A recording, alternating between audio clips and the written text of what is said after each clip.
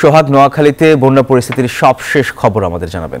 ধন্যবাদ সোহাগ, আপনি যেমনটা জানতে চেয়েছেন, আসলে নোয়াখালীতে গত 24 ঘন্টায় বৃষ্টিপাত না হওয়ায় নোয়াখালীতে যথেষ্ট পরিমাণ পানি কমতে শুরু করেছে।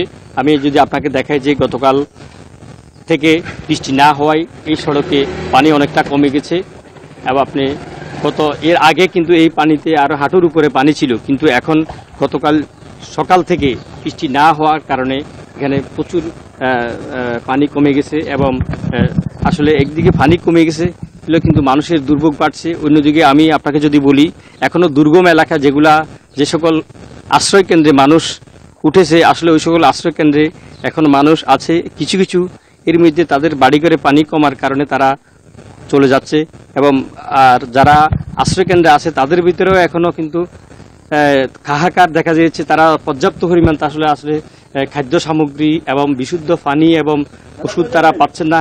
তো আমি আসলে আপনাকে কথা বলবো এই উন্নত আপনাকে যদি বলি আমি যে আসলে এই উন্নয়ন এবং আপনার যে দুর্গত মানুষের জন্য আসলে অনেক মানুষ অনেকভাবে কাজ করে।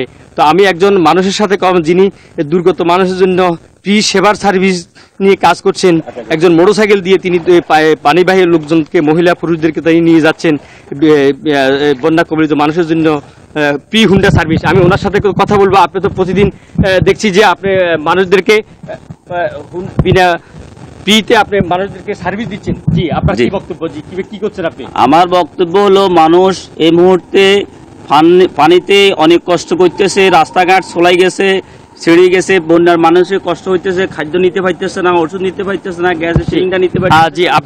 জি, আপনি দেখছেন যে আসলে এই ছিল আমার কাছে সর্বশেষ। আমি জেনে যাচ্ছি পাবেলের কাছে। পাবেল, তিনি সেখানকার পরিচিতি জানাবেন। পাবেল।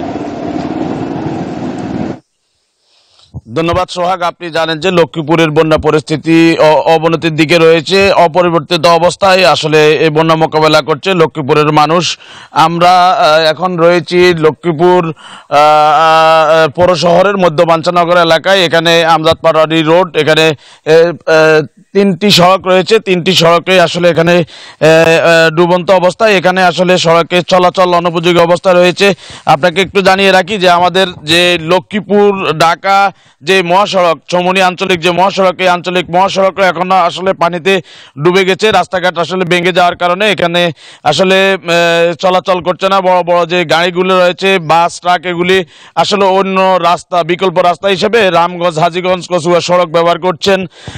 আপনাকে একটু জানিয়ে রাখি যে আমাদের যে লক্ষ্মীপুরে যে আসলে পানি থেমে থেমে আসলে কমছে, আবার অনেকখানে বাড়ছে, অনেকখানে আটকা পড়েছে আসলে যে পানি। আমরা কথা বলেছি কয়েকজন স্থানীয় বাসিন্দার সঙ্গে, তারা আমাদেরকে যেমনটি জানিয়েছেন যে লক্ষ্মীপুরের সবচাইতে বড় যে সমস্যা সেটা হচ্ছে এই পানিগুলোর যে গতিপথ রয়েছে, এই গতিপথটা আসলে প্রতিবন্ধকতা করে রাখা হয়েছে। যে প্রভাবশালী যে দখলদাররা রয়েছেন, তারা বিভিন্ন খাল, নদী এরা দখল করে মাছ চাষ করার কারণে, বাদ দেওয়ার কারণে আসলে পানি নিষ্কাশন ব্যবস্থাটা এখানে ঠিকমতো হচ্ছে না। এছাড়া এখানে যে বাড়িঘর, অপরিকল্পিত বাড়িঘর এবং যে ড্রেনেজ ব্যবস্থা অপরিকল্পিত করার কারণে আসলে এখানে পানি প্রবাহে বাধাগ্রস্ত হচ্ছে, জলাবদ্ধতা এবং যে বন্যা পরিস্থিতিতে মানুষ দুর্ভোগের শিকার হচ্ছেন।